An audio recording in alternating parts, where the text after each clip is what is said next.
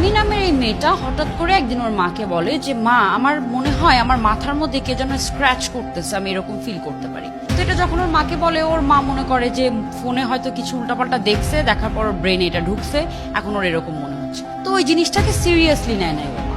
কয়েকদিন পরে সেম কথাটা আবার আমি ওর মাকে বলি, তারপরে ওর মা সিরিয়াসলি নেয় নাই।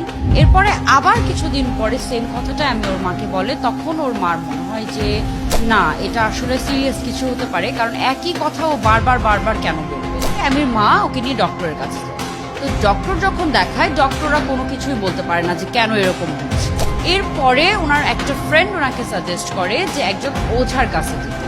তো ওর মা যখন ওঝার কাছে যায়, তখন ওঝা বলে যে আপনার মেয়ের উপরে ব্ল্যাক ম্যাজিক করা হয়েছে, এবং যে গাছের নিচে ওই পুতুলটা আছে, যে পুতুলটা দিয়ে ওনার মেয়ের উপরে ব্ল্যাক ম্যাজিক করা হয়েছে, ওই পুতুলটা পুরাই দিতে হবে, না হলে এটা ঠিক হবে না। তো ওনারা গিয়ে ওই পুতুলটা ওই গাছের নিচ থেকে বের করে এবং পুরাই দেয়।